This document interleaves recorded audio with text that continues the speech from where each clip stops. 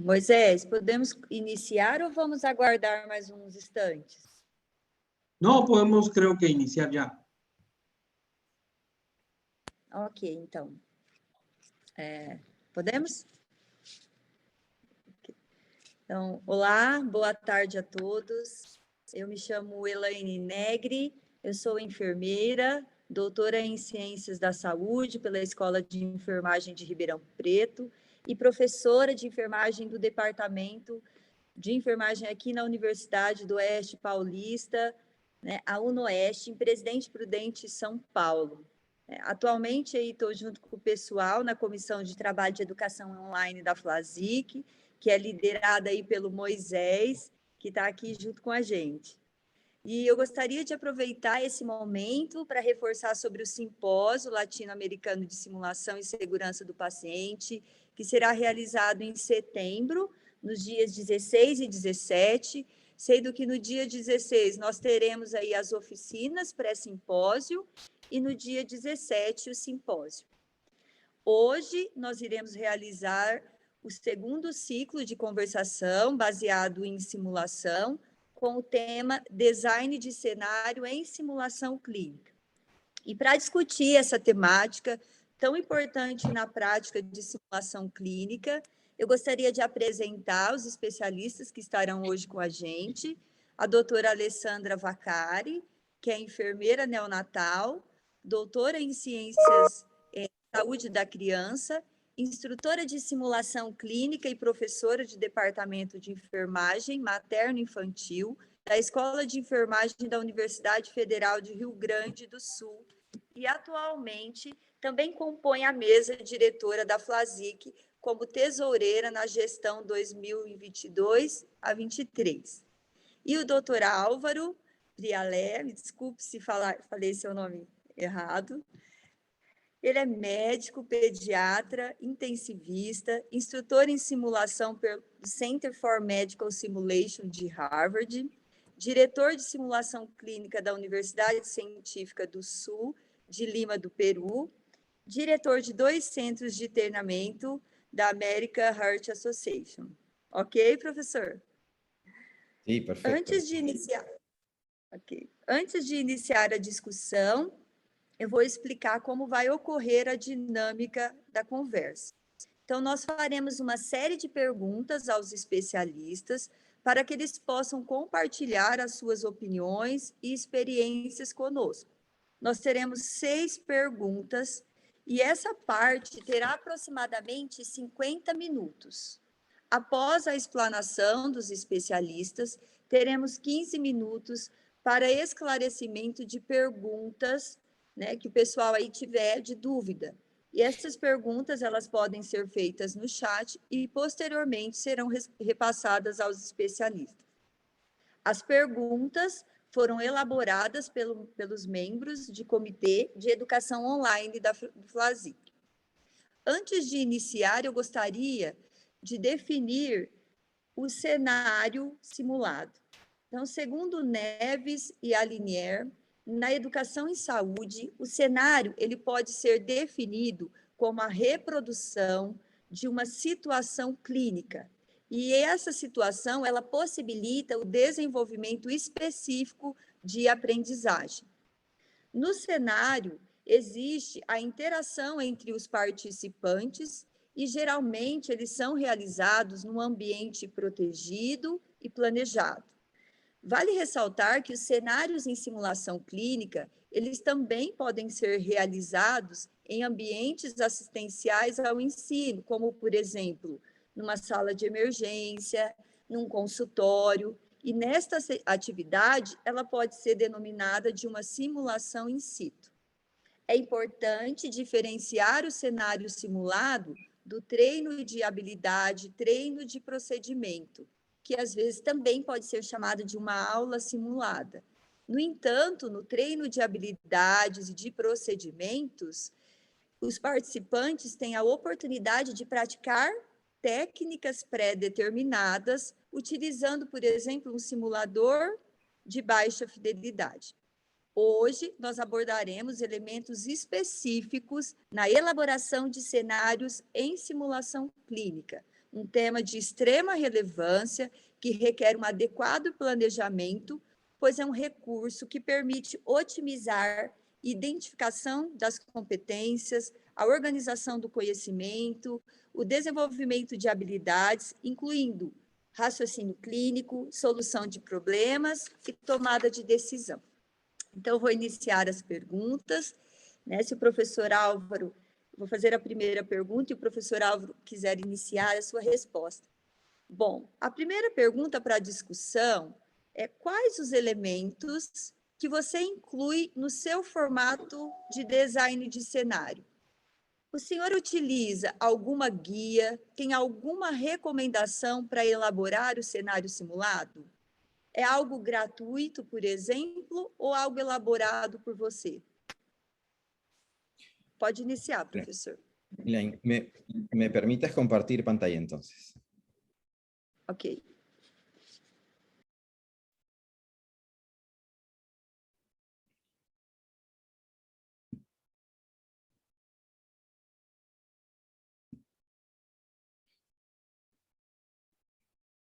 Bueno, en principio, sí se me escucha bien, ¿cierto?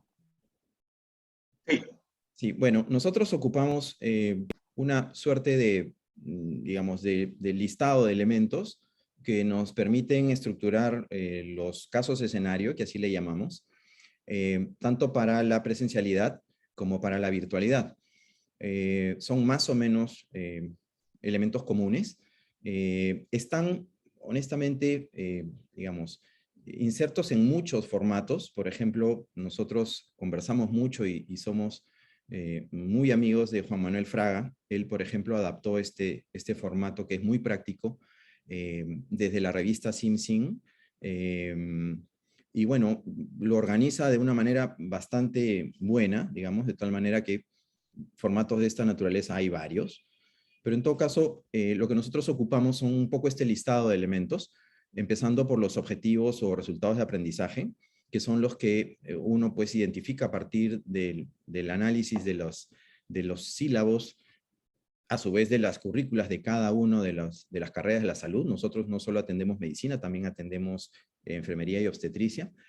Y con ese objetivo o resultado de aprendizaje que queremos plasmar en ese, o digamos, lograr en ese caso escenario, lo siguiente es identificar con qué situación o evento vamos a lograr ese resultado u objetivo de aprendizaje, ¿no? Por ejemplo, si es una habilidad blanda o un objetivo no técnico, como comunicación, plantearemos probablemente un escenario, qué sé yo, de paro cardíaco, en donde podremos ver efectivamente cómo la comunicación eficaz es tan relevante para que digamos, el resultado final del caso sea bueno. O si es un objetivo o un resultado de aprendizaje técnico, qué sé yo, queremos identificar o que identifiquen bien y manejen bien un síndrome comportamental, probablemente plantearemos un evento como un politraumatismo con trauma abdominal cerrado, por ejemplo, ¿no? Entonces, ese segundo elemento son esas situaciones o eventos que van a lograr los objetivos o resultados de aprendizaje que buscamos.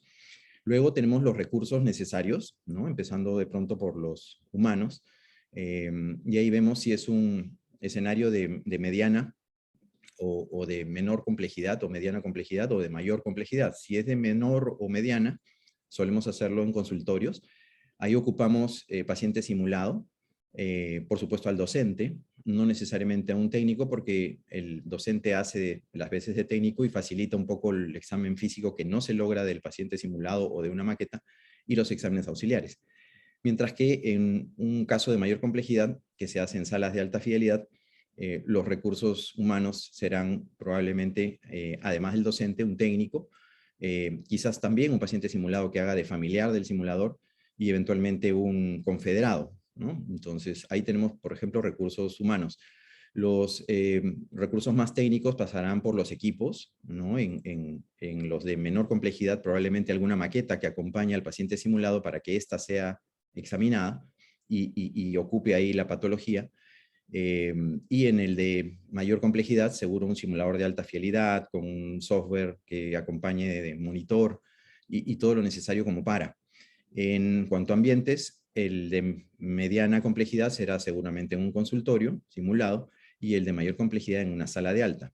Y así, este listado de recursos necesarios, además, por supuesto, de los materiales propios del caso, ¿no? ¿Cierto? El guión, la pauta para el paciente simulado, la pauta para el técnico, las pautas de observación o de evaluación como las rúbricas, todo eso tiene que ser parte de los recursos. Luego los participantes, bueno, ahí no hay misterios, tenemos los alumnos, dependiendo de cuál sea el nivel, como les decía hace un momento, enlistarlos, ¿no? Que si técnico, que si paciente simulado, que si confederado, etc. Luego el brief. Inicialmente, el brief del escenario o caso. Es importantísimo que, esto lo veremos en una siguiente pregunta, creo, el alumno conozca el lugar donde va a trabajar y los materiales que en ese lugar va a encontrar, ¿no? Como brief del escenario. Y por supuesto algunas otras cosas más que en un minuto seguro veremos. Y el brief del caso, que será una suerte de reporte rápido del caso que van a tener entre manos.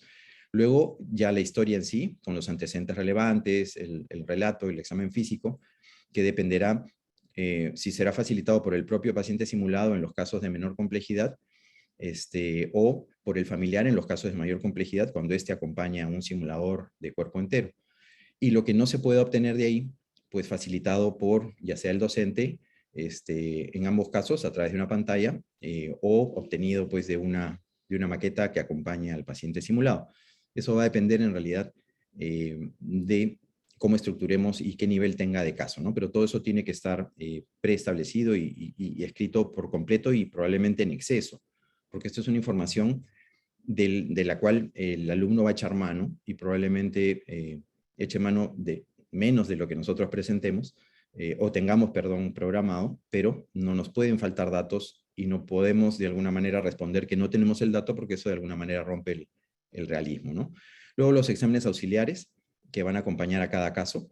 Esto otra vez, tener en demasía o tener en exceso siempre es bueno, porque probablemente los alumnos salgan con algún examen que no tengamos pautado y decirles pues que no lo tenemos o que, no sé, no lo habíamos pensado es romper el realismo. Entonces será siempre mejor utilizar algunos recursos como decir, no sé, el técnico está de refrigerio o la máquina se malogró, antes que responder una negativa de que no lo tenemos, ¿no? O simplemente improvisar un resultado normal, ¿no? Esa es otra opción. Luego viene la programación inicial, cómo es que empieza el paciente simulado o el simulador, para luego, es decir, en términos de funciones vitales y todo ello, ¿no? ¿En qué estado está? Para luego empezar ya esta suerte de flujo relacionado a las acciones y los resultados que éstas tienen, ¿no? Acá típicamente están todas las acciones que el alumno toma, que si conecta los electrodos, pues obtendrá un monitoreo, que si en una dificultad respiratoria coloca un dispositivo de oxígeno, pues mejorará la saturación y así, en fin, que si coloca volumen, mejorará la presión, bajará la frecuencia cardíaca, todo dependiendo de cuál sea el caso, pero todo esto viene estructurado porque esta es una información que el técnico va a manejar y va a ser el que finalmente va a modificar los parámetros del monitor, ¿no? Y esto tiene que suceder en tiempo real y estar muy acorde con lo que está pasando con el paciente. Y finalmente los salvavidas, que son los que van a de alguna manera modificar si el caso no está alejándose mucho de los objetivos o resultados de aprendizaje, pues salvavidas positivos. Y si está yendo muy rápido sobre esos objetivos, de pronto elevar el nivel y ponerle algún salvavidas negativo y tratar de retarlos más aún, ¿no? Eso sería lo que yo tendría para contarles respecto de elementos de diseño de escenarios.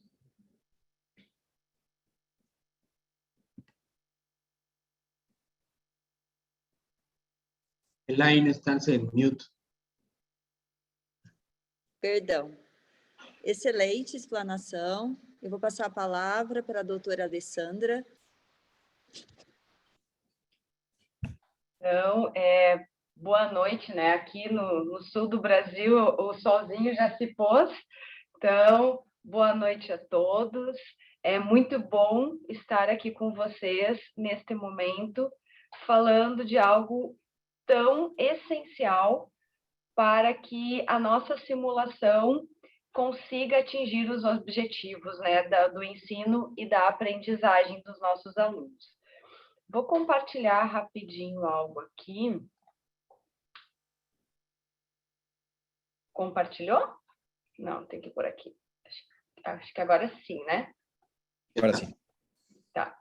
Então, tá, agora sim, senão vocês vão ficar aparecendo 2 vezes. Então, assim,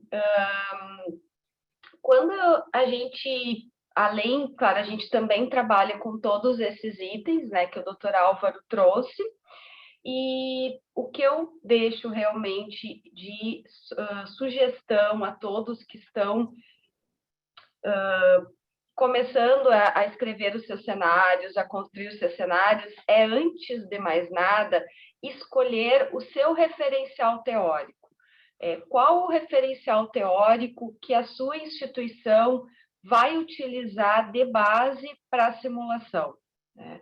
Então, assim, nós temos hoje várias agências americanas, canadenses, europeias, que nos trazem essas guias e nos mostram o caminho de um bom cenário simulado, tanto, né, para um roteiro de treino de habilidades, quanto um cenário simulado, quanto um OSC, né, ECOI em espanhol, e esse é o referencial, a gente precisa definir desde o início, porque senão a gente começa a construir coisas diferentes e não consegue atingir os objetivos.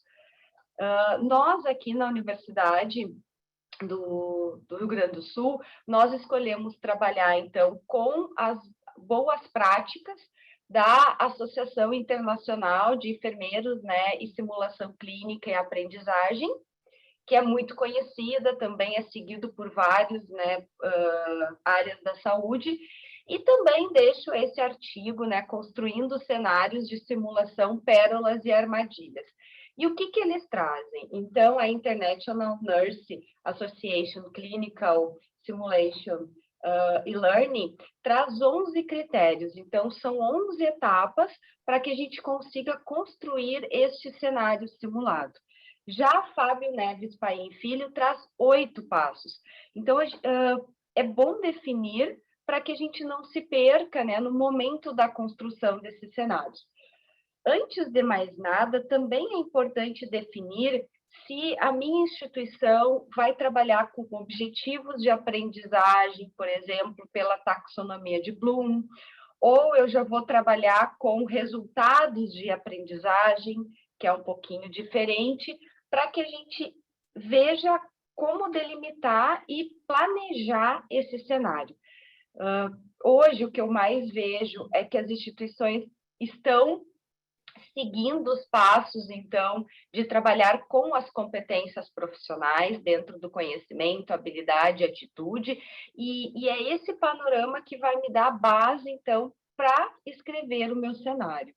Então, identificar, né, primeiro o problema, as competências profissionais que eu vou atuar, que eu vou trabalhar com aquele cenário. E aí, sim, partir para os objetivos, o público-alvo e a situação real do caso. Para trazer um pouquinho mais claro, né, vou trazer aqui o que, junto com essas 2 bibliografias, o que a nossa instituição construiu, né, para a gente desenhar esse cenário.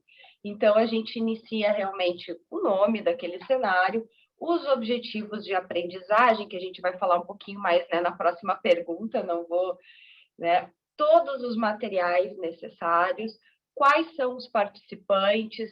Então, assim, eu vou trabalhar com ator, eu vou trabalhar apenas com aluno estandarizado, vou ter o paciente estandarizado, enfim, né? Quais são os participantes desse cenário?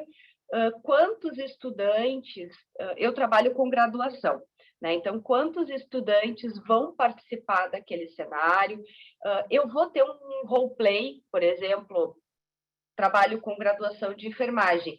Alguma das minhas alunas vai fazer o papel de médico, vai fazer o papel de técnico de enfermagem, e a gente sabe que isso muda bastante a inserção no cenário. Então, eu preciso ter muito claro se isso vai ajudar o cenário ou não, né, dentro dessa função. Depois, a descrição do caso, os antecedentes. Agora é muito semelhante ao que o professor Álvaro mostrou, né? Os exames para a gente estar dando apoio para aquele cenário, orientações com o paciente familiar, se for o caso, os objetivos. Então, nós temos também a tabela quando a gente trabalha os simuladores de média, né, e alta complexidade, fidelidade. Então, a gente já faz os nossos cenários, sempre pensando em várias linhas, né, em vários caminhos. O aluno não fez isso, o que, que eu faço? O aluno fez, o que, que eu faço? Então, eu tenho que realmente ter uma árvore de decisão, e essa árvore de decisão do cenário, eu preciso que esteja já delimitado nos meus simuladores para que o meu técnico do laboratório consiga me auxiliar durante esse cenário. E aí, finalizando, então, a gente sempre gosta, né, de ter uma estruturazinha do debriefing para auxiliar, novamente resgatando, e aí sim a gente finaliza com o checklist. Então, esse é o modelo que a gente tem trabalhado atualmente aqui, principalmente baseado, então, nas boas práticas de simulação da Associação Norte-Americana. Acho que seria isso. Excelente.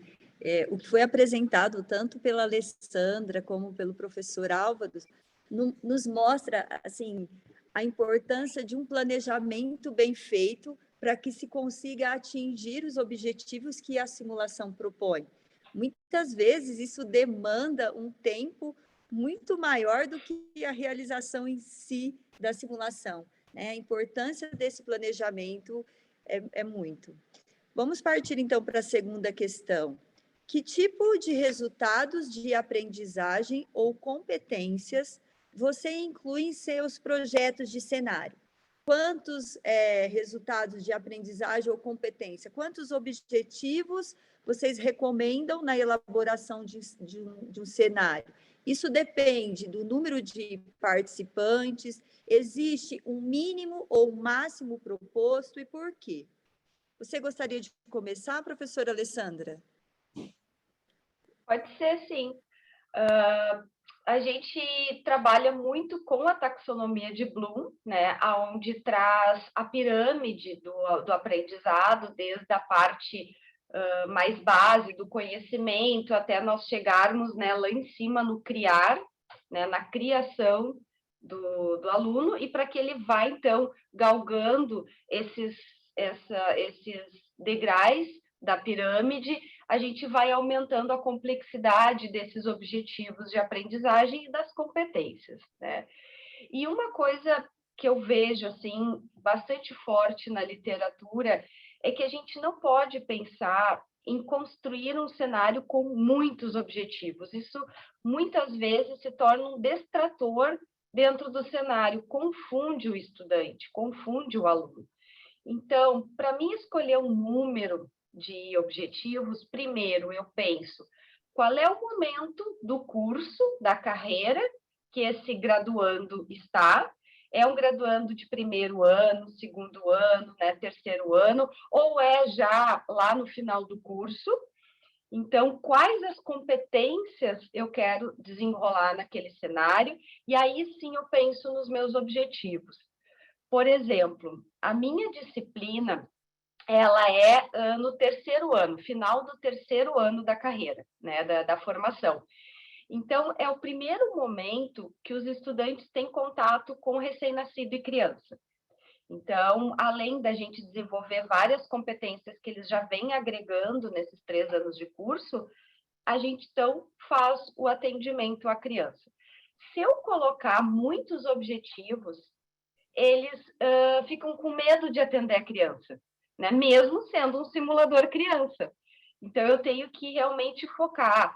É uma aula de respiratório, eu vou trabalhar com um atendimento a uma criança asmática numa emergência, eu vou focar no guia de atendimento, né? No guideline de atendimento, eu vou colocar objetivos técnicos apenas.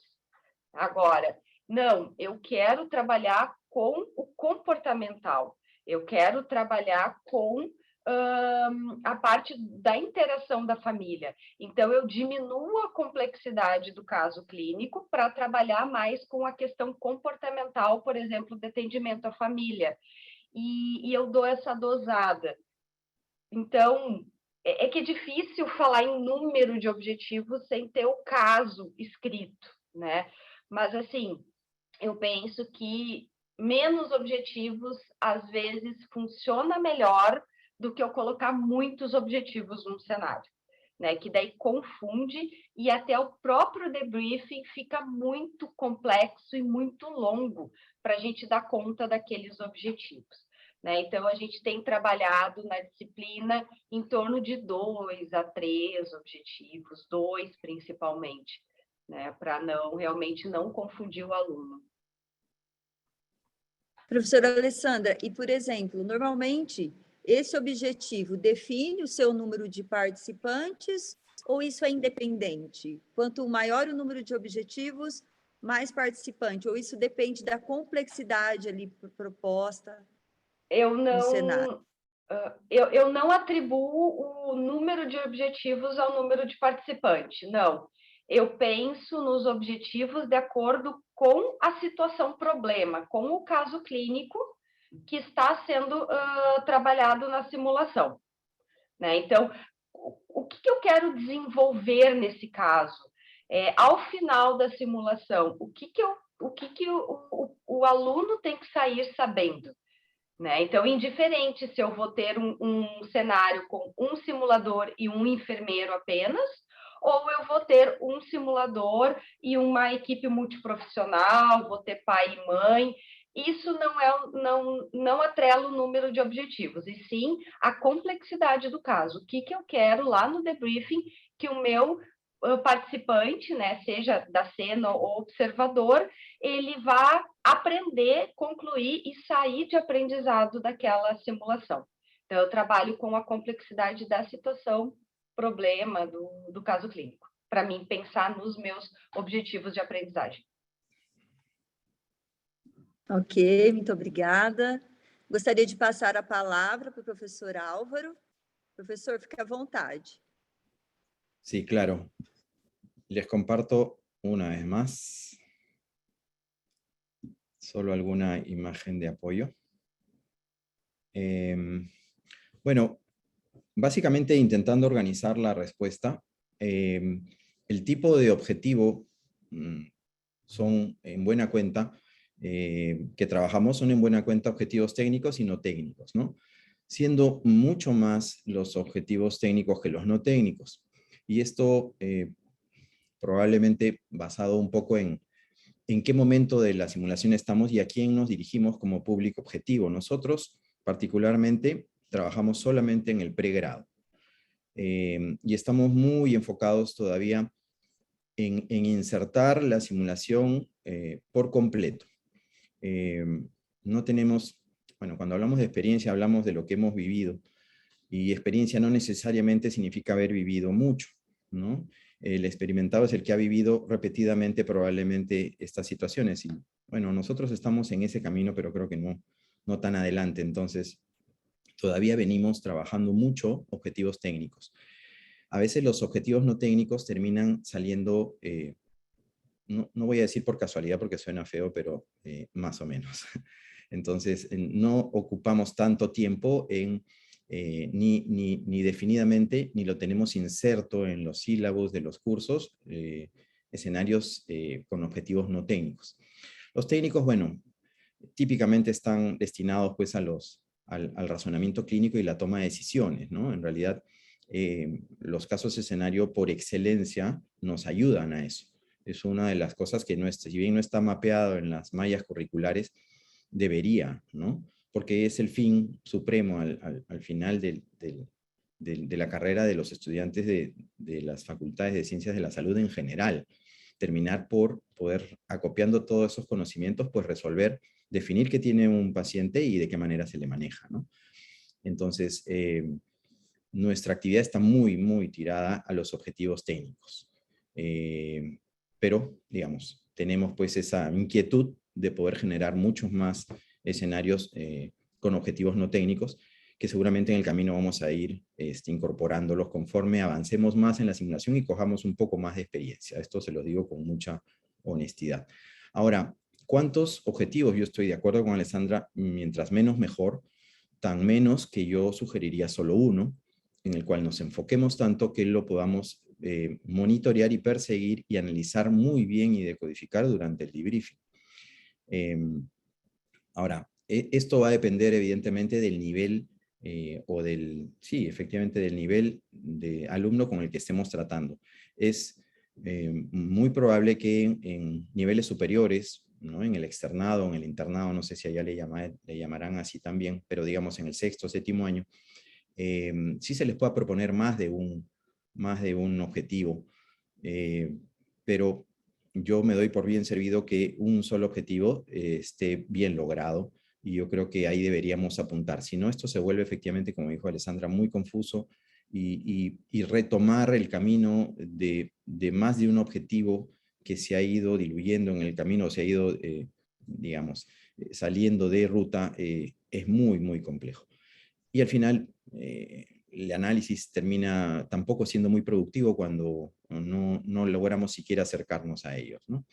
Ahora, respecto a participantes, efectivamente no considero de que haya una relación entre la cantidad de objetivos y el número de participantes, y les pongo varios números porque esto va a depender de, primero, dónde estemos trabajando.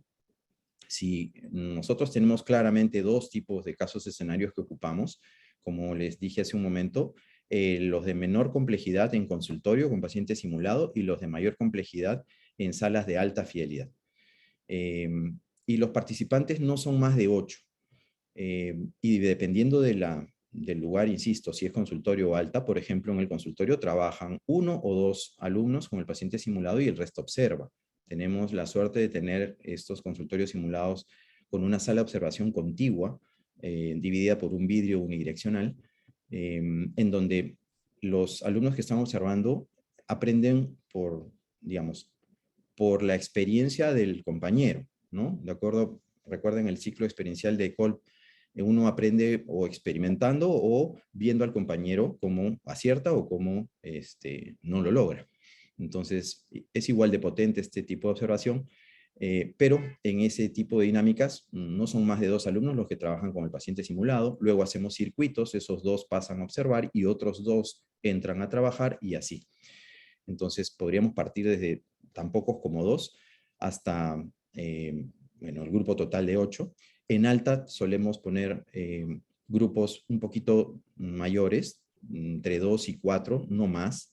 Siempre un grupo de 8 partido en 2, 4 están trabajando y 4 están observando. Podrían ser 3 también y podrían ser 2, dependiendo del grupo, no siempre son 8, pero no solemos aceptar más de 8.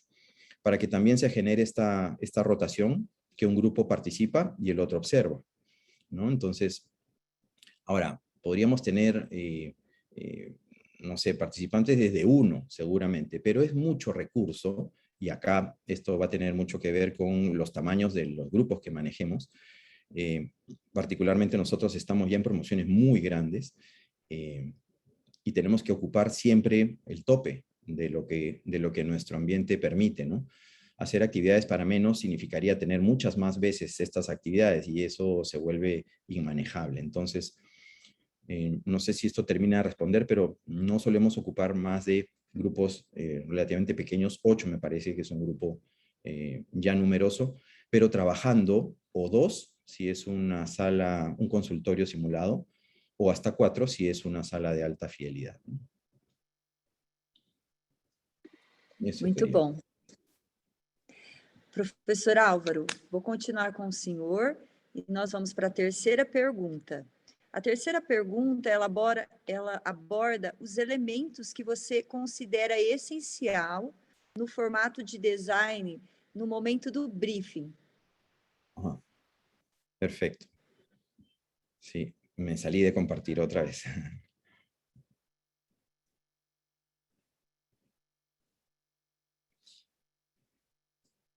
Bueno, en principio, dividirlo otra vez en el briefing o brief del escenario y el brief del caso, ¿no?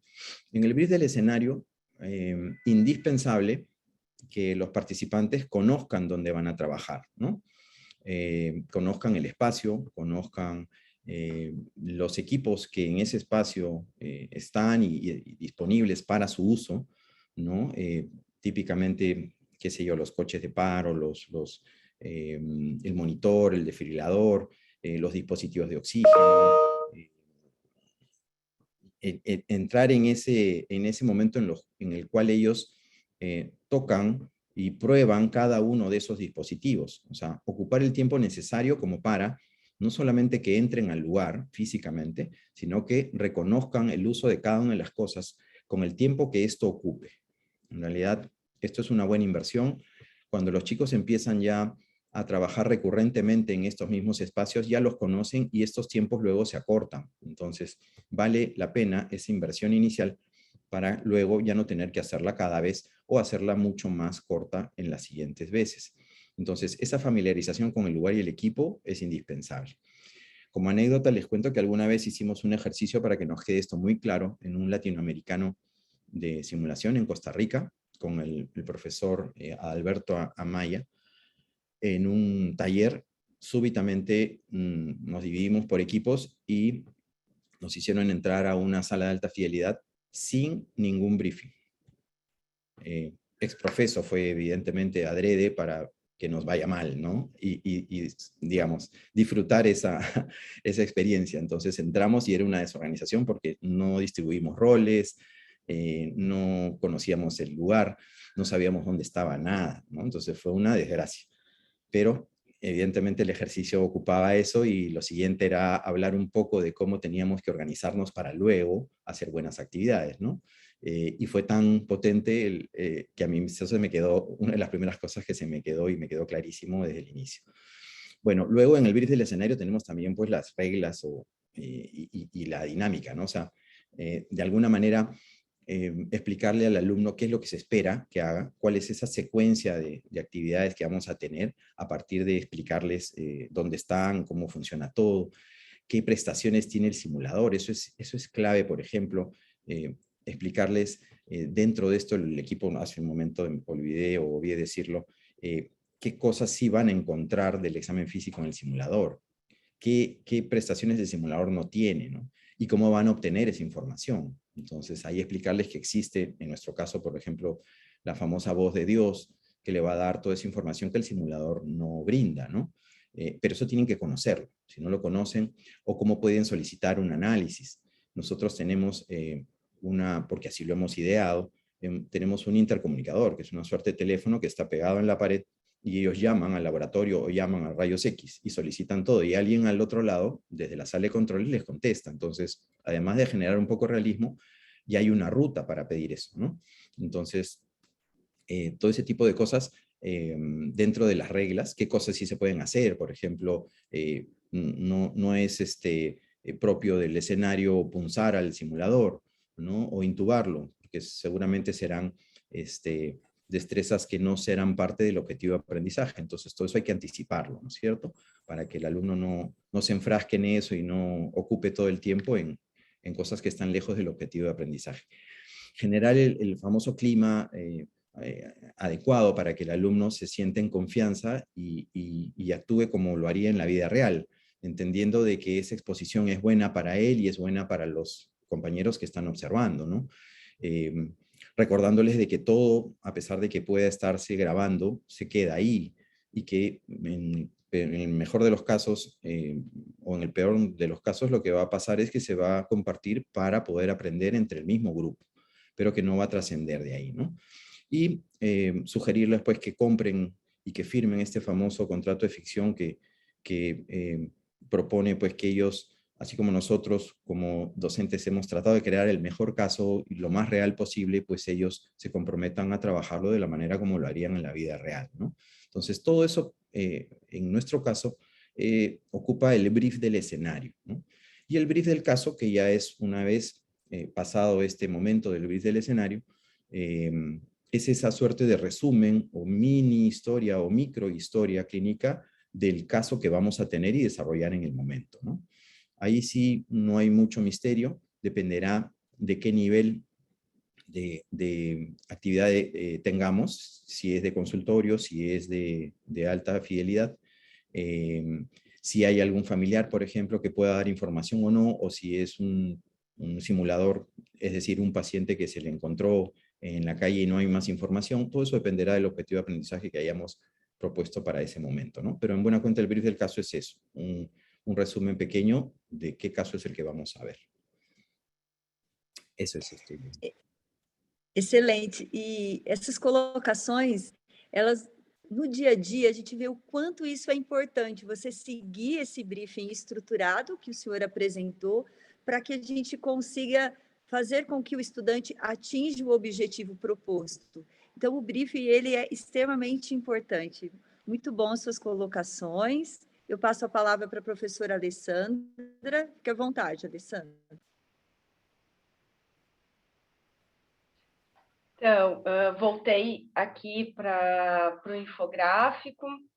Então, exatamente como o doutor Álvaro trouxe, né? Colocarmos um estudante sem um bom briefing no cenário é realmente fazer uma piada, né? Uma pegadinha com o estudante. E ou até como profissional, para quem trabalha, né, depois na residência ou depois a nível de pós-graduação. Não, né? A gente realmente, a simulação, o objetivo é aprender, a trocar reflexões, experimentar, né? Experienciar, e não fazer uma piada, né? Uma pegadinha com as pessoas. Então, tudo isso é muito importante. Tanto é importante que agora, em acho que foi final de 21 ou início de 22, eu estou um pouco confusa com os anos em questão da pandemia, mas enfim. Agora, há pouco tempo, a Associação Norte-Americana, né, de Enfermeiras de Simulação Clínica e Aprendizagem trouxe a separação de pré-briefing e briefing. Por quê? Porque todo esse planejamento prévio, ele precisa para a gente dar um bom suporte no momento do briefing do participante e do observador, né? Então, a gente traz a primeira parte que eu já mostrei para vocês, depois toda essa questão que já faz parte, então, do pré-briefing, né, do planejamento de todo esse cenário. E quando a gente vai para a questão de descrever o cenário, realmente já estar todos os padrões, as respostas, os atores, e esse planejamento faz parte de, antes do cenário, nós também fazemos um briefing bem estruturado com esses atores e esses participantes que vão ser os pacientes padronizados, para que no momento, né, do cenário, essas pessoas de apoio do cenário, elas já tenham os caminhos para responder para o nosso estudante, né? Senão também pode ficar fragilizado ali quando faz a atuação no caso. Todos os documentos de suporte, né, tem em mão, e aí sim, quando a gente chega no briefing do cenário, ele tem que explicar tudo, né? Tanto que quando a gente estava somente no presencial, nós fazíamos isso de uma forma muito intuitiva. Quando nós entrávamos na sala, pelo menos na minha instituição, nós íamos olhando e mostrando. Aqui tem o carrinho de parada, tem esse material, né? Vocês têm essa disposição. Aqui está o telefone para chamar a equipe médica, por exemplo, se for o caso. O oxigênio, o torpedo, ele funciona realmente. Vocês podem mexer, vocês podem abrir o material. O simulador, se é um simulador robotizado, então mostrar as funções desse simulador é muito importante. Eu sempre faço os participantes pegar o material antes, né? Quem vai atuar no cenário, mexer, pegar o estetoscópio, pegar a seringa, enfim, ver onde estão as coisas, e aí sim partir para que toda a turma entenda o que vai acontecer ali, né? Então, colocar o objetivo para que as pessoas saibam o que vai acontecer, para ter uma imersão de participação. Então, eu concordo com tudo que o Dr. Álvaro trouxe, da necessidade de nós termos muito cuidado com o briefing, para que as pessoas estejam preparadas para aquele cenário, tanto os participantes como os observadores. Na minha instituição, infelizmente, eu falo infelizmente, a gente trabalha com grupos maiores, a gente faz muitas vezes a simulação com projeção ao vivo para a sala de aula, onde tem uma turma, né, de 20, 30 alunos, e depois faz um debriefing com a turma toda. Sabemos que não é o ideal, gostaria, né, de ter grupos menores, mas é como a gente faz. Então, é muito importante que as pessoas que estão lá também vejam o que eu estou mostrando dentro da sala de simulação para os participantes, né? Para quem está assistindo ao vivo na sala, compreenda o que está passando ali. E aí, só trazendo um pouquinho, quando a gente começou com a telesimulação, a primeira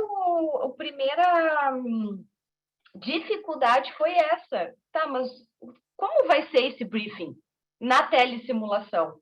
Como que eu preciso preparar o meu estudante para a telesimulação? E aí sim que a gente escreveu todo um roteiro de briefing.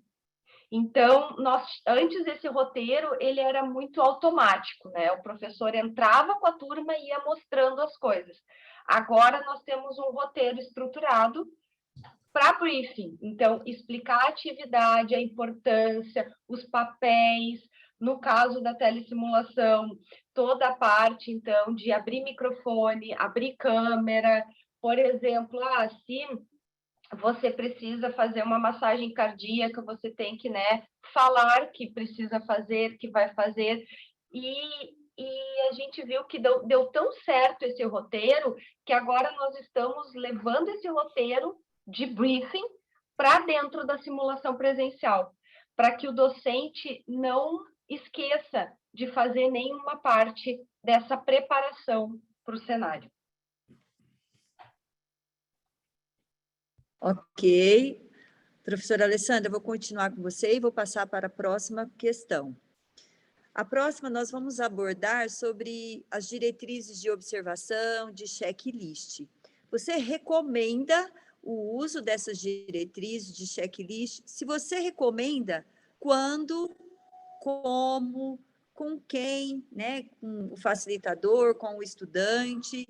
Tem algum instrumento que você utiliza ou recomenda?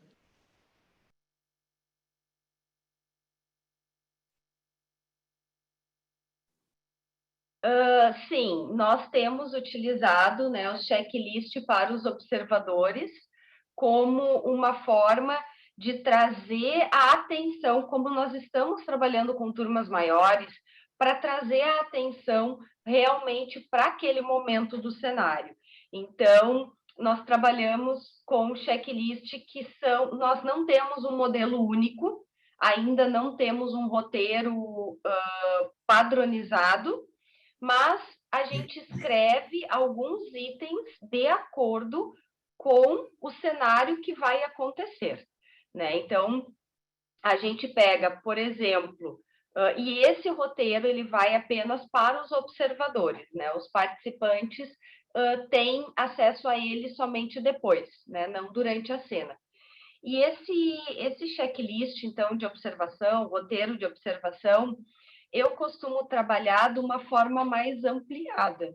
Eu cuido muito para não colocar perguntas que vão julgar a atuação daquele colega, daquele estudante.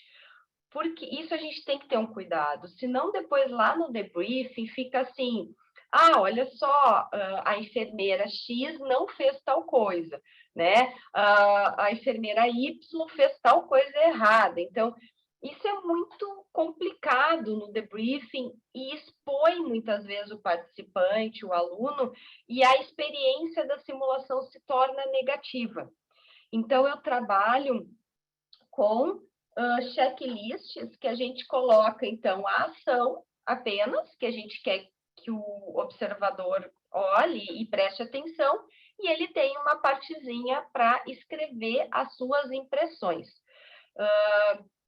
Por exemplo, comunicação da equipe, ponto. Ele vai escrever o que ele observou da comunicação da equipe, né? Ou então, assim, atendimento de tal ponto, ou a gente até pode falar algum processo técnico, né? Procedimento técnico, liderança na equipe. Então, a gente vai colocando alguns checklists. Claro, se eu tenho um cenário, é que eu trabalho muito no cenário comportamental e habilidades não técnicas, então me dá uma abertura, né, para trabalhar de forma mais ampla. Agora, claro, se eu trabalho com um Gadairline, por exemplo, não, eu vou trabalhar com o Gadairline da parada cardiorrespiratória, né, no recém-nascido. Aí sim, aí eu coloco todos os itens, a sequência, para que o aluno possa ir acompanhando, tá? Mas sempre cuidando para que não vire um julgamento daquele colega que está participando. Eu gosto bastante, tenho experiências válidas por ser turmas maiores, porque senão eles se dispersam, acabam olhando o celular durante o cenário, então está ajudando bastante, né? A minha experiência é positiva. Ok, muito obrigada. Professor Álvaro, fico à vontade para falar. Sí, gracias. Bueno, en realidad cuando recibí esta pregunta de pautas de observación, probablemente por el tipo de términos que manejemos un poco distintos, inmediatamente se me vinieron a la cabeza las rúbricas que utilizamos de evaluación, ¿no? Pero en todo caso, evaluación y observación no me parecía exactamente lo mismo. Sin embargo, ahí les voy a mostrar algunas de las que usamos. Pero también me evoca lo de pauta a lo que tenemos que tener prehecho respecto del desempeño, por ejemplo, del paciente simulado, cuando lo ocupamos, ¿no? Entonces tiene que haber una pauta, que es una suerte de guión para el paciente simulado, que es lo que se espera que haga, y que reaccione en determinadas situaciones distintas, más allá de la historia clínica, que claramente la tiene que conocer, los antecedentes y todo ello. Tendría que haber también una suerte de árbol, como dijo hace un momento Alessandra, en donde efectivamente, ¿qué pasa si el alumno hace determinada cosa? ¿Cómo debe reaccionar el paciente simulado? O darle alguna suerte de consejos o tips respecto de información que no maneje o que no esté escrita en su pauta, ¿no? De qué manera puede o debe conducirse. Lo mismo para el técnico. Eso para nosotros es otra pauta, ¿no es cierto? ¿Qué tiene que hacer el técnico cuando el alumno haga determinada cosa? A pesar de que va a estar al lado de un docente que probablemente sea quien le guíe, esos segundos de respuesta inmediata que se ganan realismo. Cuando el técnico no tiene esta pauta y solo está a expensas de que el docente reaccione a tiempo y le diga qué hacer, esos segundos podrían de alguna manera romper ese realismo. Entonces, yo creo que son pautas de, no sé si de observación, de pronto de conducción del escenario, ¿no? Y respecto de las pautas de observación, que para mí significan pautas de evaluación, tenemos rúbricas, ¿no? Entendiendo de que lo que estamos manejando, lo que estamos proponiendo son desempeños, más que listas de chequeo, lo que nosotros proponemos son la utilización de rúbricas con niveles de logro, ¿no? Por dominios. Entonces, establecemos los dominios dependiendo bueno, disculpen lo pequeño, pero no había manera de ocuparla toda y que se lea. Pero en todo caso son los criterios o dominios a evaluar, ¿no? Sobre la mano izquierda y los niveles de logro, desde no logrado hasta logrado. Esta, por ejemplo, es una de las rúbricas que utilizamos en línea, de hecho, para que se pueda tener la calificación inmediata para los casos escenarios de mediana de menor o mediana y de alta complejidad.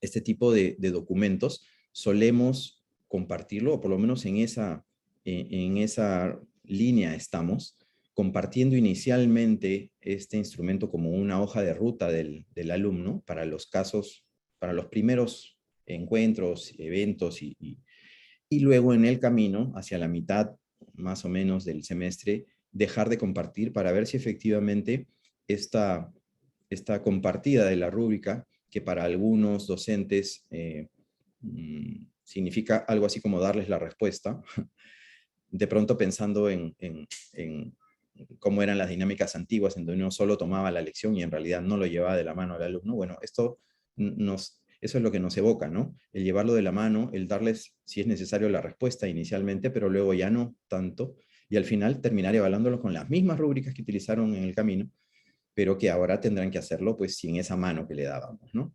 En todo caso, eso es nuestra forma de manejarnos por ahora. Tenemos rúbricas, por ejemplo, esta es una de software de paciente virtual. Nosotros ocupamos el Body Interact y igual tenemos los dominios sobre la mano izquierda y los niveles de logro. Y esto de prioridades tiene que ver con cómo está estructurado el software. El software, para los que lo conocen y para los que no, bueno, contarles que la primera prioridad es lo que se debe hacer y es lo indispensable, y eso da puntos, ¿no?, en el software. La segunda prioridad, si bien a decir de ellos no son necesarias, no daña al paciente, no da puntos.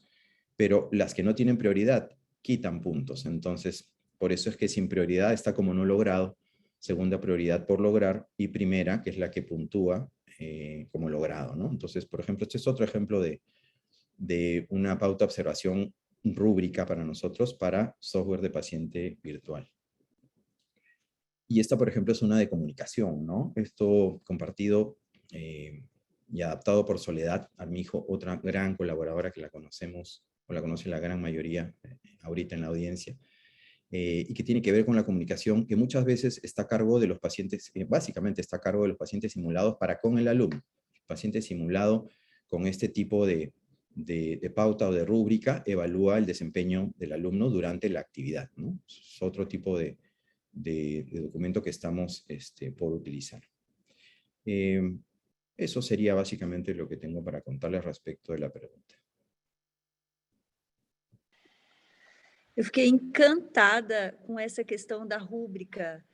Eu não trabalhava dessa maneira, me chamou muito a atenção. Às vezes eu trabalho com um checklist e deixo um pouco engessado o estudante ao ficar pontuando.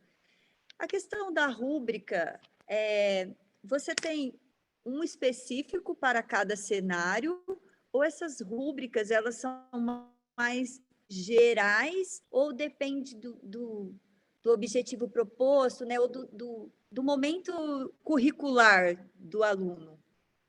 Sí, bueno, es prácticamente una rúbrica por cada tema de cada curso. Tenemos cientos de rúbricas y hay, si bien es cierto, hay estructuras comunes, sobre todo por cursos, evidentemente varían de acuerdo a los objetivos, ¿no? Y por eso es que los criterios o dominios van a variar conforme varíe el tema. Pero sí, y esto de ocupar una rúbrica versus una lista de chequeo, esa controversia que se puede generar cuando uno efectivamente en el debriefing apunta el haber observado o no observado una acción, ¿no? Con frecuencia obtendremos una respuesta de algo así como sí lo hice, ¿no? Entonces tendremos que ir al video para ver si sí lo hizo y de qué manera lo hizo. Entonces, creo que poniéndole niveles saltamos un poco esa valla y empezamos a poder sí construir a partir del desempeño, ¿no? Excelente. Só para completar, né, que sim, aqui também, né, doutor Álvaro, talvez eu também tenha compreendido errado quando eu recebi a pergunta em espanhol, mas, assim, essa parte que eu mostrei para vocês do roteiro de observação é apenas para o cenário de ensino, né? Quando a gente trabalha com estações simuladas para avaliação, também trabalhamos com rúbricas.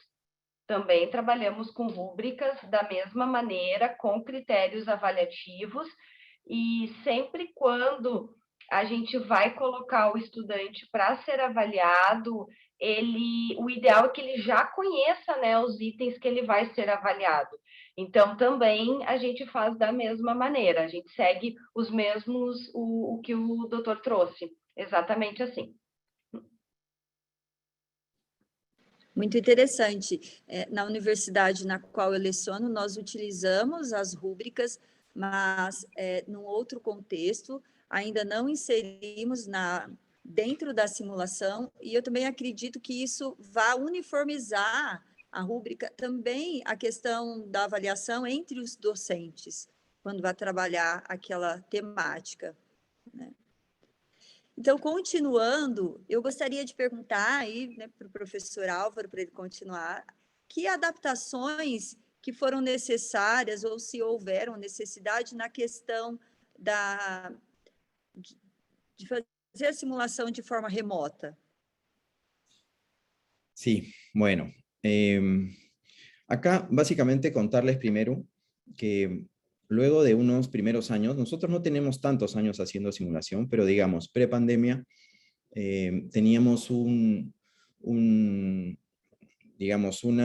impacto sobre la malla curricular, digamos, discreta. Teníamos a nuestro cargo entre 4 y 5 cursos, no más. Y cuando se presenta esta crisis sanitaria que nos obliga a virtualizar toda la enseñanza y no teniendo otro recurso, no sé, esto fue para nosotros como que se alinearan los planetas, nos dieron mucha, digamos, mucha importancia a todo lo que teníamos que hacer y nos encargaron nada menos que virtualizar prácticamente toda la carrera. Entonces pasamos de tener 4 o 5 cursos a tener en medicina 22. Y nos tocó hacerlo sobre el camino como a todos, seguramente. Entonces, este es el momento en el que estamos mucho más familiarizados con escenarios en remoto que en presencial. En el Perú, no sé cómo será en el resto de los países ahorita que de toda la audiencia y de ustedes, recién este semestre que viene ya tenemos algo así como un decreto ley que dice que ya tenemos que retomar la presencialidad al 100%. El semestre previo, el que está corriendo ahorita, era una suerte de piloto y teníamos de hecho ya algunas actividades en presencial, pero no formalizadas. Ahora sí nos tocó formalizar todo, y todo lo que veníamos haciendo en remoto, gran parte de ello, nos toca pasarlo ahora a presencial. O sea, retomar un poco lo que teníamos hace casi 3 años, ¿no? En donde ya hacíamos casos de escenario en presencialidad. Pero bueno, lo que nos tocó fue presentarles súbitamente, yo no sé cómo será la estructura docente en las instituciones que ocupa la audiencia y ustedes, pero nosotros trabajamos con un equipo propio de la clínica de simulación, así le llamamos a nuestro centro, que no somos más de 10, en realidad somos 9, ¿sí? Y trabajamos con todos los docentes de cada uno de los cursos. Entonces nos tocó hablarles de simulación a docentes que nunca en su vida habían escuchado de simulación, o si habían escuchado nunca la habían ocupado. Y no solamente nos tocó contarles un poco acerca de la simulación, sino decirles además que íbamos a hacerlo en remoto. O sea, doble reto, ¿no es cierto? Que entiendan un poco y que se metan en la camiseta de la simulación, y además lo hagamos en remoto con todas las dificultades técnicas que esto supone, ¿no? Entonces, vimos por conveniente primero presentar esta alternativa a cada uno de los coordinadores y luego coordinadores más sus docentes de curso, tratando de ocupar algunas herramientas que vimos por conveniente eran pues indispensables para poder presentarles esto, ¿no? Y definitivamente fue un PowerPoint con todo lo que pudimos ahí, digamos, incorporar. Y de hecho, algún video, por ejemplo, tipo tutorial, en donde les decíamos desde cómo compartir la pantalla hasta cómo iba a transcurrir la actividad. Un paso a paso muy riguroso, como para que les quede muy claro, y además que pueda ser un material de uso común para todos y reproducido repetidamente, más allá de una presentación que hiciésemos pues una vez por curso, ¿no? Entonces, por ejemplo, es uno de los videos que hicimos. Me gustaría que le den una miradita, es muy corto. ¿Se escucha? Gracias. Claro, sí. Ahí, por ejemplo, está desde cómo compartir la pantalla, ¿no? Recuerden que docentes que no estaban acostumbrados a utilizar ni siquiera el Zoom para nada. ¿Qué tal, chicas? ¿Cómo están? Buenas tardes. Buenas tardes, ¿qué tal? Yo soy la doctora Samaniego, docente de la Universidad Científica del Sur. Y el día de hoy tendremos una práctica con pacientes simulados. El familiar del paciente, en este caso la madre, se conectará por esta misma plataforma en el momento que yo se lo indique. 2 alumnos participarán en la dinámica. El resto de nosotros pondremos nuestro audio y cámara de modo apagado durante la atención.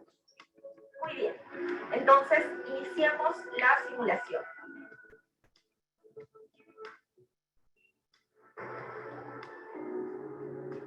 Ustedes son médicos generales que se encuentran de turno en la emergencia de un hospital y deben atender a un paciente que es traído por su madre. Hasta ahí se ocupó el pre-briefing y el briefing, ¿no? ¿Puede indicar cómo está su examen general, por favor?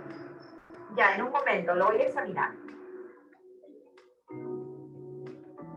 Ahí la docente está permanentemente en contacto con un técnico que también está en su Doctora, casa, ya llegaron los análisis. ¿no? Pidiéndole que presente. Bien. Licenciada, un favor, hay que colocarle una vía, por favor, de inmediato. Mira, Mariana, la hemoglobina está baja y tiene leucocitosis.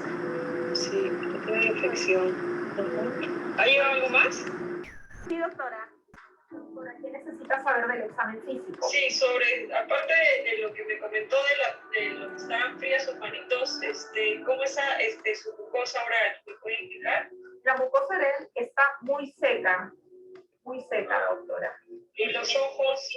Los ojos están hundidos y llora sin lágrimas. ¿El tiempo de llenado capilar? El llenado capilar es 6 segundos. Disculpe, doctora, ya le coloqué la vía, pero no sé qué volumen pasarle. ¿Me pueden comentar el volumen? Pesa 9 kilos. 20 cc por kilo, por favor. Ya, perfecto, le coloco 180. Ven la interacción Señora, permanente con el ¿alguien en técnico. su casa está mal también o ha estado en contacto con alguien que tenga COVID? No, bueno, en mi casa no, doctora. Pero las pocas veces que he salido con mi bebé, no sé, vaya, uno nunca sabe, doctora. Ya terminó de pasar el primer bolo que me indicaron. ¿Cómo está la gracia? No mejoró mucho, ¿no? Le ponemos otro bolo, creo. Ya, perfecto. Otro bolo, por favor, y tenemos cálcula binasal, por favor. Ok, ¿cuántos litros, doctora? 3 litros, 3 litros, por favor. Listo, a 3 litros. Sí, y podríamos llamar al laboratorio para que venga a tomarle muestras al paciente. Claro, doctora, dígame qué muestras necesita. Fin de simulación. Fin de simulación. Bueno, efectivamente, como dice, en el siguiente video será el debriefing. Pero bueno, eso es una de las herramientas que ocupamos. También una presentación es extensa, se las pongo acá ahí muy rápido, que lo hacíamos pues con cada uno de los cursos, ¿no? Para explicarles un poquito desde qué cosa es simulación, ¿no? Con la definición típica de GABA, hasta qué es telesimulación con la definición de McCoy del 2017. Ocupamos una infografía muy útil de Soledad, que adaptó un poco la información de ese artículo de McCoy y nos iba diciendo pues el paso a paso para lograr esta actividad de telesimulación, ¿no?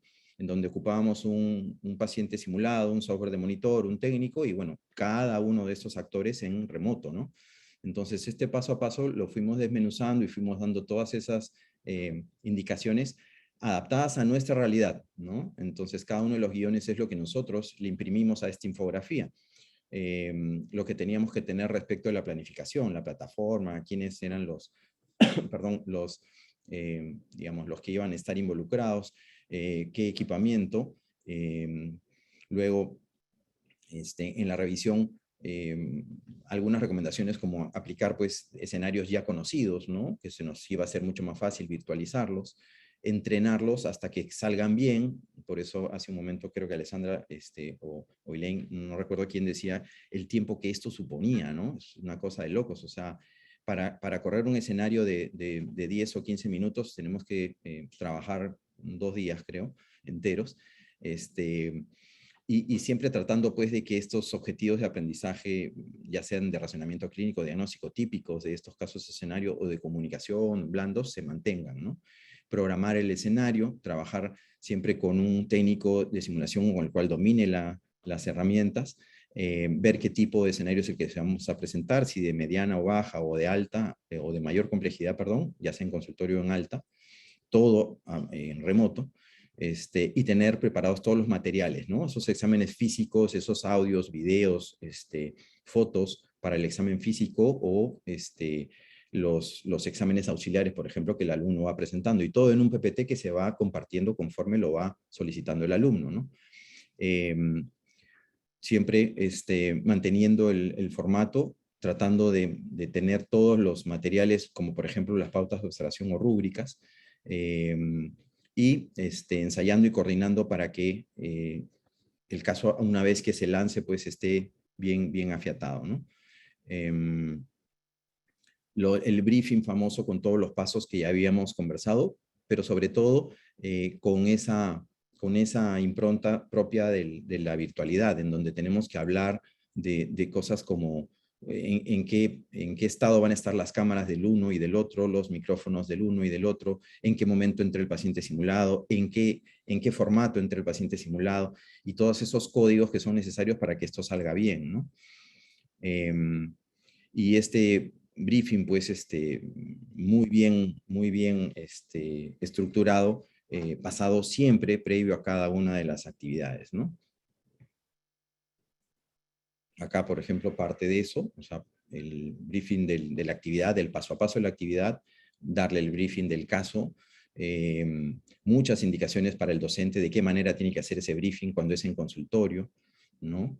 Cuando es en sala de alta fidelidad, ¿no? Tipo urgencias o shock trauma, de qué manera tienen que explicarle al alumno que el examen físico lo tiene que obtener de dónde, que si se examina o no se examina al paciente simulado, que si va a tener una maqueta al lado para obtener algunos datos, que si tiene que pedir alguna información a viva voz y cosas como esas, ¿no? Todo muy detallado.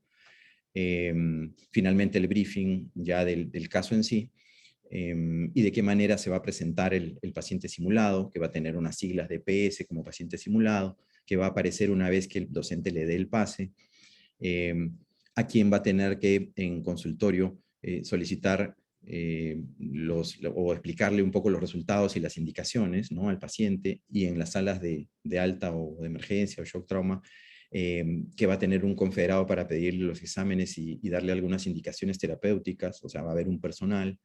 Todo eso tiene que estar completamente explicado en remoto, y finalmente la conducción ya del escenario, ¿no?, en donde tenemos que tratar de llegar a esos objetivos de aprendizaje utilizando salvavidas si fuera necesario, entendiendo que el chat con el técnico y eventualmente con algún confederado es indispensable, ¿no? De qué manera obtienen o van a obtener el relato, el examen físico, solicitando lo necesario.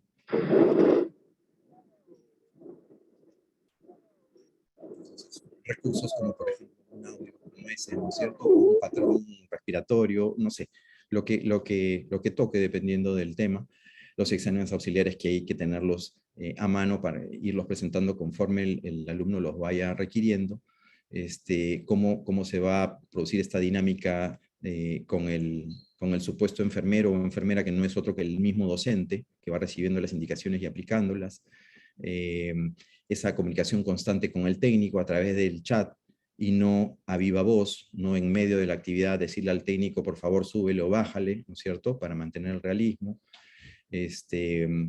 Las rúbricas, como les comentaba, pues compartidas con el alumno y el docente, que en todo momento está mirándola a ver si efectivamente el desempeño sigue esa línea. Y bueno, posteriormente ya el debriefing, que no es motivo de la presentación actual, ¿no? Y esto un poco los tiempos que ocupamos para hacer esta actividad, ¿no? Los primeros 5 minutos entre alumnos y docentes, entre el saludo y el briefing.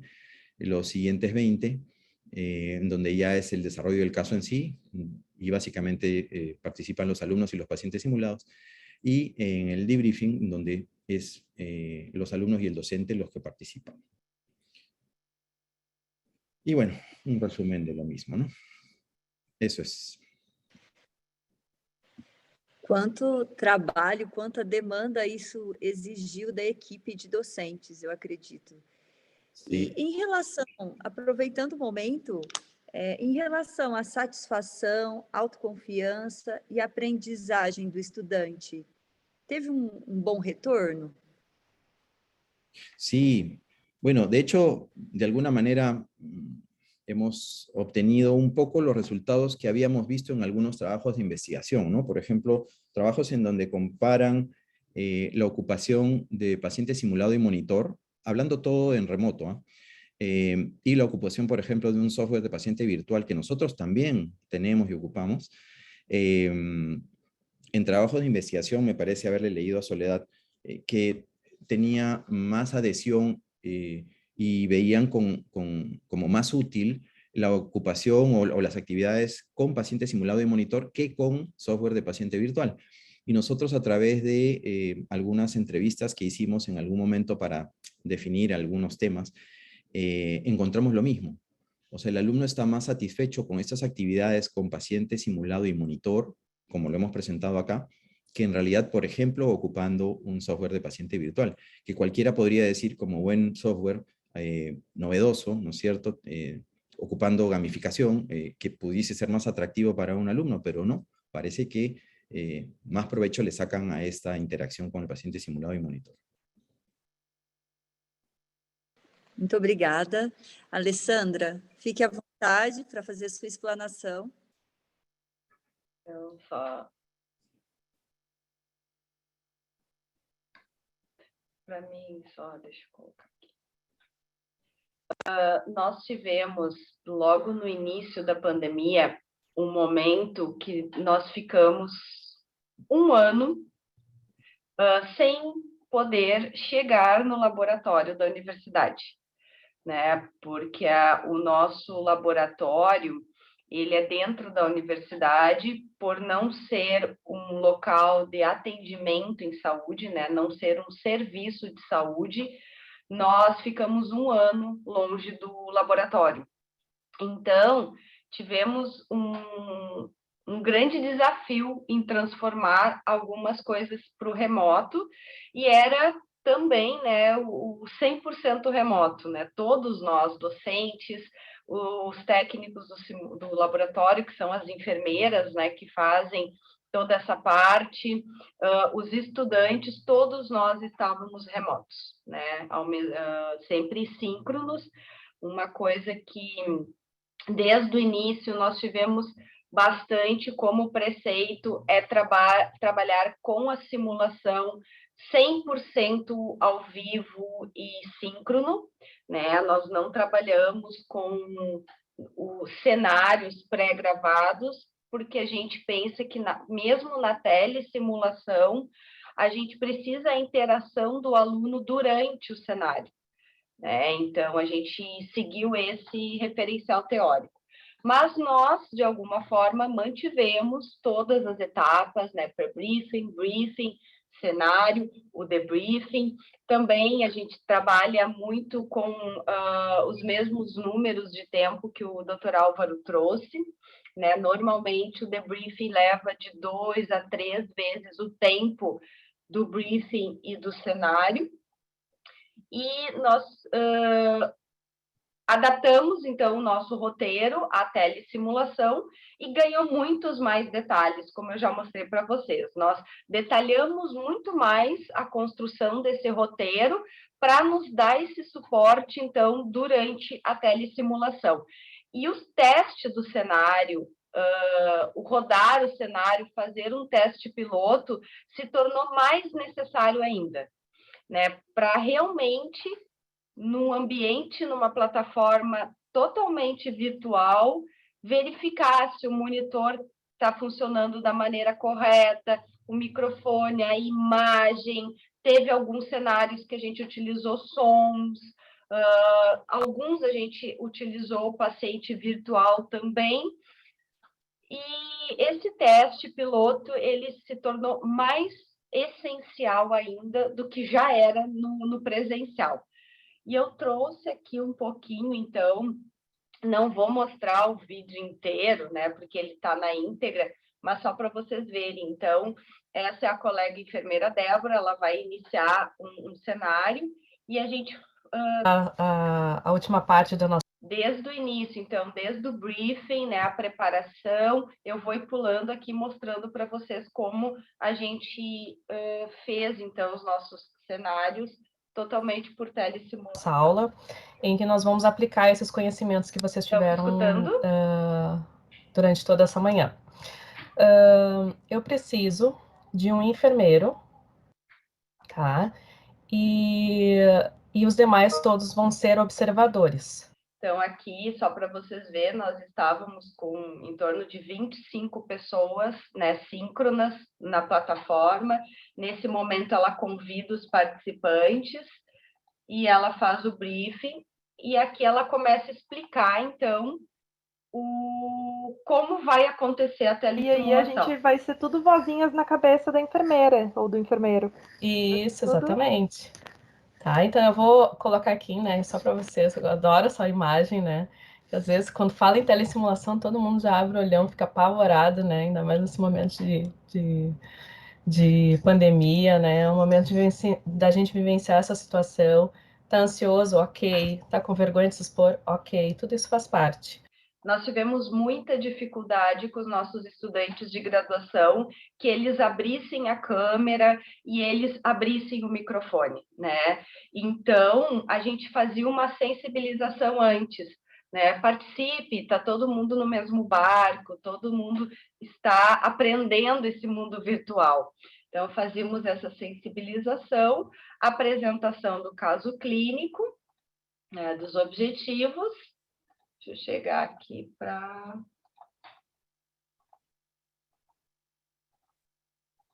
Será que trancou?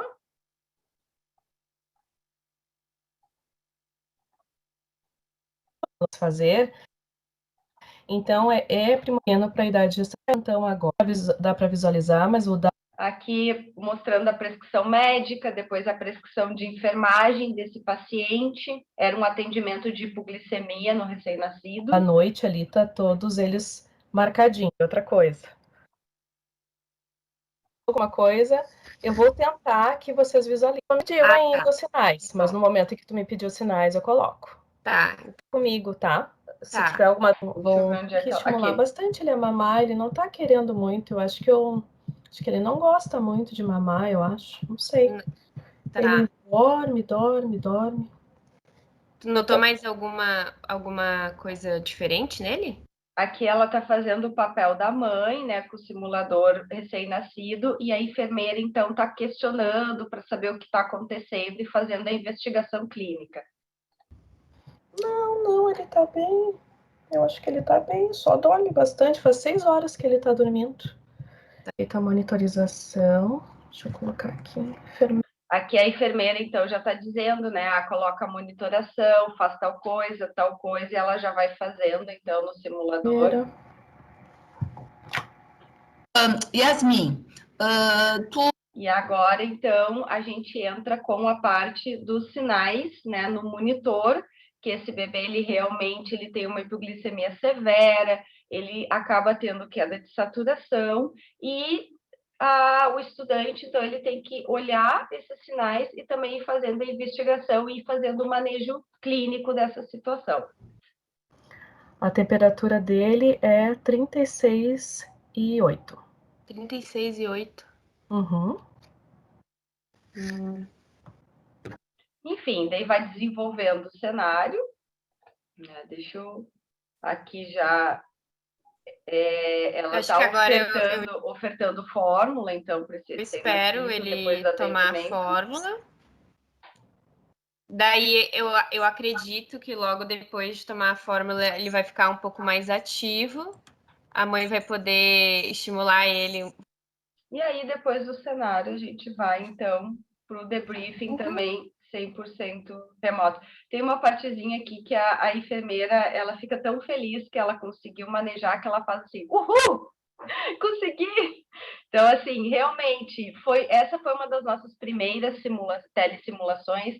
Claro, depois a gente, como o doutor Álvaro trouxe, a gente tentando trazer mais o realismo, a gente já se comunicava por um chat privado, aqui ainda a gente estava se comunicando todo junto, mas assim, deu certo, a gente viu, a experiência foi muito boa dos estudantes, eles participaram, eles aprenderam, e no debriefing, então, realmente fizeram, né, todo o pensamento reflexivo desse atendimento com a criança. Então, a gente foi fazendo conforme a gente foi conseguindo e deu certo, a experiência foi bem positiva. Excelente trabalho, Alessandra. Bom, então, continuando, a última pergunta, para depois a gente esclarecer as dúvidas do pessoal que está assistindo. Quais são os problemas frequentes ou comuns nos desenhos de cenários e que recomendações vocês dariam aos instrutores que iniciam aí a elaboração de um cenário? Pode falar, Alessandra. Vou voltar aqui a minha... Sim, acho... Opa, vem para cá, deixa eu trabalhar. Trabalho com 2 telas, vai mais para um lado para o outro. Principal, 80% planejamento e 20% execução. Esse é o principal, né? É planejar, como o doutor Álvaro também trouxe, assim, a gente passa dias planejando, a gente testa cenário, testa simulador, telesimulação também, tudo testado, porque a execução, para realmente a experiência dar certo, ser positiva e a gente integrar esse participante, levar ele para o estado de flow, que é o estado, né, da aprendizagem pela experimentação, eu preciso ter um bom planejamento e que as coisas fluam para a gente manter a fidelidade, né? Se durante um cenário as coisas eu começar a fazer de conta, né? Eu sempre brinco, faz de conta que isso aqui é uma agulha. Não, gente, isso é uma caneta. E ela vai continuar sendo caneta. Então, eu preciso ter todo esse planejamento para imergir o estudante para que ele participe realmente sendo um atendimento verdadeiro. E tanto na simulação que eu possa não ter tecnologia, uma simulação de consultório, onde é uma consulta, uma conversa, uma orientação em saúde, né? Que é, por exemplo, a gente trabalha muito com o enfermeiro, a questão da educação em saúde, eu preciso trazer essa fidelidade a esse atendimento, até um cenário mais complexo, onde eu utilizo um simulador de alta fidelidade. Então, a simulação ela precisa ter todas essas etapas de planejamento que a gente trouxe, para sim depois ter 15%, 20% do tempo de tudo ser a execução do briefing, do cenário, né, do running e do debriefing com os participantes. O que pode dar errado em tudo isso? Aqui tem toda uma listinha, né, de coisas que a gente precisa prevenir. Excesso de objetivos de aprendizagem, que a gente já trouxe, né, para vocês. Excesso de informações, né? Excesso de adereços, por exemplo. Teve uma certa vez que eu participei de um curso, né, de um workshop de simulação, e o cenário era o atendimento da hemorragia pós-parto. E era um cenário técnico, né, desse atendimento. Só que no cenário tinham familiares extremamente raivosos, extremamente agitados, que eles roubaram a cena do cenário que era para ser técnico, né? Ali nós estávamos trabalhando, então foram informações demais, foram distratores demais. E aí nós, participantes, acabamos atendendo a família, acalmando a família, e não fazendo um bom atendimento da situação clínica que era a hemorragia. E era um cenário técnico. Então, é esse cuidado. Não tem problema eu trabalhar com um cenário comportamental e não técnico, mas desde o início, o objetivo do cenário precisa ser o atendimento aos familiares, e não isso ser um excesso de informação.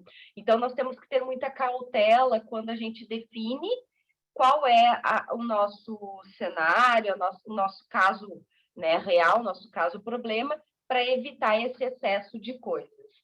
A complexidade, além das possibilidades daquele estudante ou daquele profissional.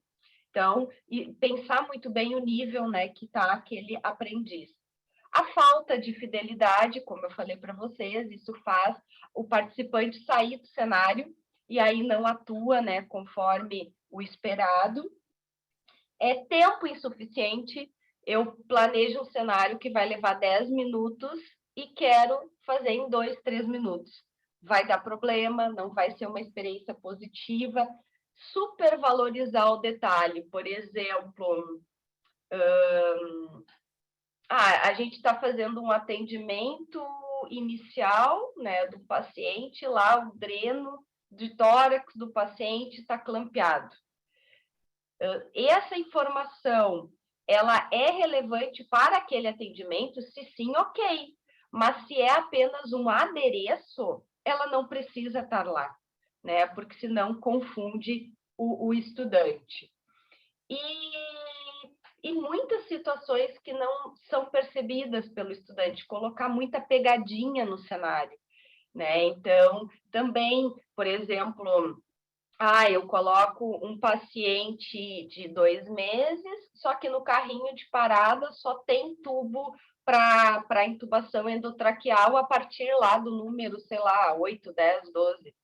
Não, né? Porque eu quero que o participante se dê conta e peça o tubo certo. Gente, é um distrator que não precisa numa emergência, né? Tem que ter o tubo de acordo com o paciente. Então, acho que essas são as principais falhas, assim, que a gente consegue perceber no teste piloto do cenário.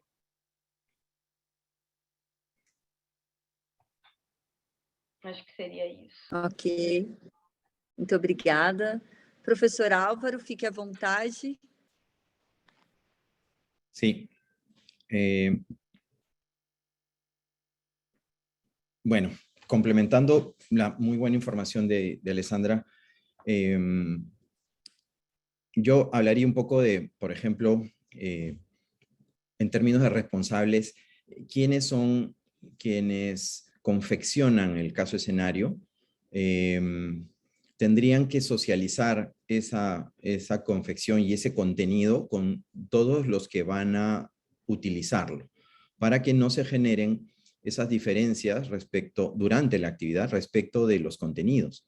Nosotros tuvimos, fue parte de nuestra curva de aprendizaje, cuando al inicio tratamos de hacerlo todo nosotros, porque no teníamos necesariamente la fuerza de docentes de nuestro lado, todavía no habíamos terminado de alguna manera contarles de qué se trataba y traerlos de nuestro lado y capacitarlos de alguna manera.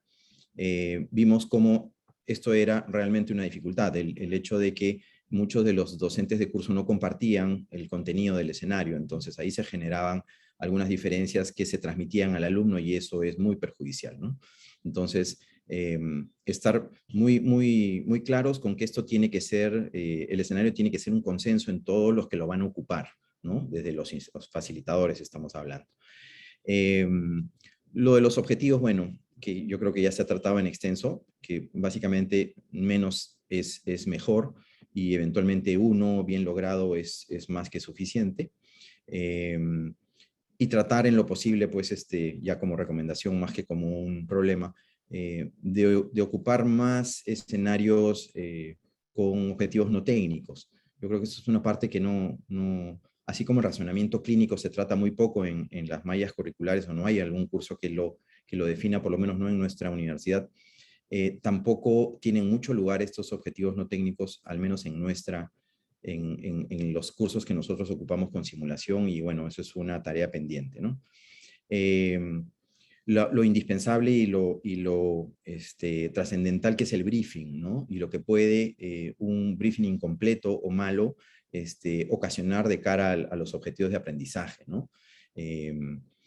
Lo de las pautas, en realidad, como lo mencionábamos hace un momento, la diversidad de pautas que tienen que haber y estar estructuradas y confeccionadas en demasía, o sea, en exceso, con información. Ojo que son pautas que no van al alumno, sino tienen que contener tanta información, anticipando todo lo que el alumno eventualmente pudiese solicitar, de tal manera que no se generen esas rupturas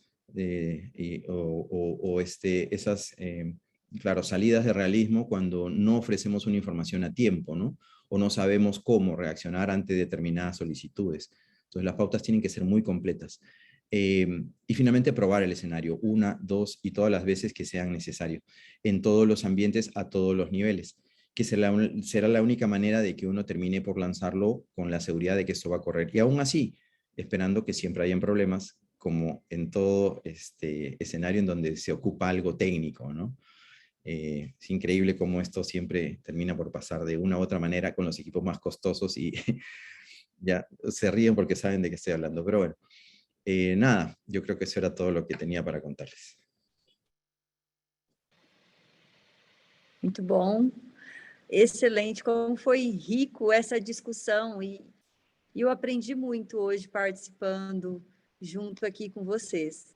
Eu gostaria de solicitar o Moisés, que agora a gente vai ver as perguntas dos participantes. Nós temos aqui 2 perguntas. Moisés, está por aí? Hola, claro. Qué gusto escucharlos. La verdad es que ha sido un día muy interesante para todos, una tarde en donde hemos llegado a 99 participantes, el primer conversatorio que tendremos con 99 participantes. Y bueno, muchas gracias por lo que nos han compartido hoy. Quiero hacerles 2 preguntas. Una es, nos dicen ahí, además de todas las felicitaciones por su trabajo y por todo lo que nos han compartido, nos dicen qué opinan sobre tener un solo formato para diseñar escenarios, para poder comparar resultados y compartir información.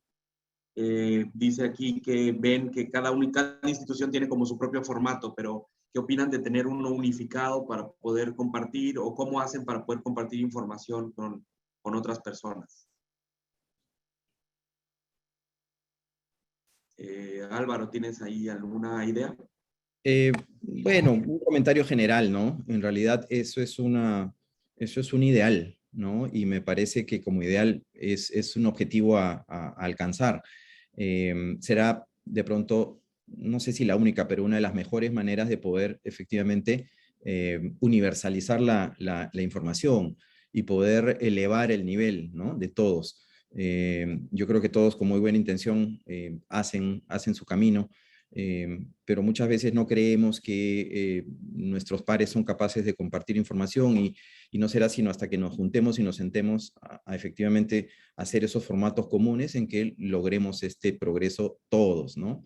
Entonces, nada, como idea es espectacular, muy compleja de lograr, pero espectacular. Muchas gracias, Álvaro. Alessandra? Concordo com o Dr. Álvaro, acho que é extremamente importante que cada vez mais dividimos e compartilhemos, né, os nossos modelos, os nossos formatos, para evoluir e realmente chegar numa ideia única, para que a gente possa realmente dividir todo esse trabalho, porque construir um cenário de simulação, como o Dr. Álvaro falou ali no início, às vezes não é um teste piloto, né? Eu tenho cenário que eu precisei fazer 5 vezes antes de fazer a primeira vez com os alunos, e mesmo assim eu estou fazendo ele há 4 anos e agora que eu digo que ele está bom, que ele está pronto. Então, por que não poder compartilhar com outras instituições, outros países, né? Então, nós pensarmos em repositórios de boas práticas seria muito importante, né? Para que a gente possa ter. Eu não sei se a gente conseguiria um modelo único padrão, porque talvez engessaria um pouco demais, ficaria muito fechadinho. Mas nós poderíamos ter modelos, cenários técnicos, não técnicos, uma profissão, né, para um curso ou mais, né, multiprofissional. Acho que alguns modelos seriam bem interessantes. Acho que fica até a FLASIC como federação com um desafio de começar a formar uma rede para a gente poder compartilhar e pensar em algo, né, como modelo, por que não, né, como rede. Claro, que esto es justo una de las cosas que nuestro presidente ha estado discutiendo mucho, ¿no? La profesionalización de los docentes que nos dedicamos a la simulación. Empezar por hablar un mismo idioma, por tener muy claro de qué estamos hablando cuando decimos escenario, de qué estamos hablando cuando decimos simulación de alta fidelidad, de qué estamos hablando cuando decimos simulación in situ o con paciente simulado. Entonces yo creo que eso es una de las grandes actividades que la mesa está apoyando, y aquí aprovecho, Alessandra, a felicitar por el trabajo que hemos llevado durante este tiempo en la mesa directiva. Bien, otro punto importante que nos preguntan, y eso también resulta interesante, es ¿qué opinión tienen con respecto a usar un mismo objetivo o resultado de aprendizaje, pero ponerlo en un escenario de baja fidelidad primero y luego de alta fidelidad para poder ver cambios en ese desempeño? ¿Es así como ustedes lo organizan o tienen objetivos diferentes para modalidades diferentes? Podemos comenzar, si quiere, Alessandra y luego Álvaro. Eu não costumo, né? Eu não trabalho assim, por quê? Porque eu trabalho com, como eu falei, com a pirâmide de aprendizagem de Bloom.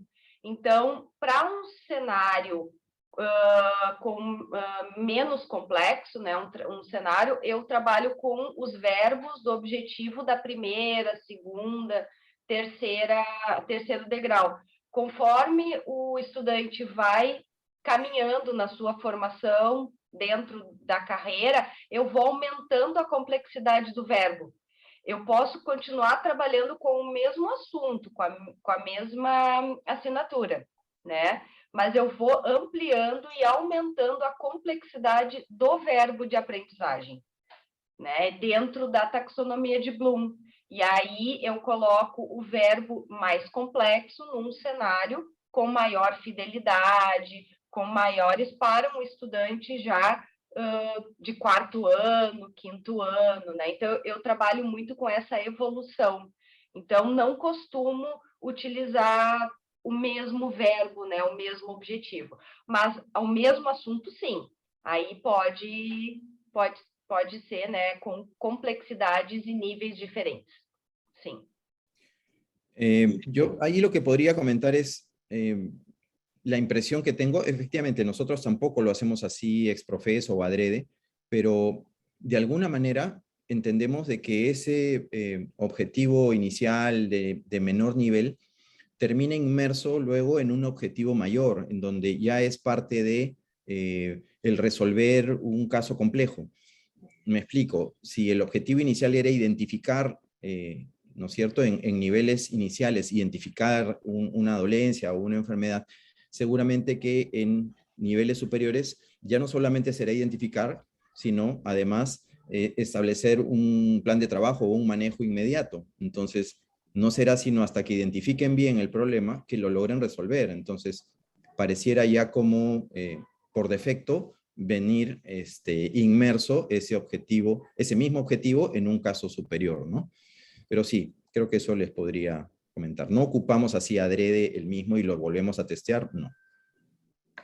Claro, claro, ¿no? Pero la riqueza de tener, por ejemplo, la misma situación puede permitirnos varios resultados en diferentes niveles y trayectorias, y ahí lo importante de lo que nos decían ustedes, ¿no? De mirar al participante.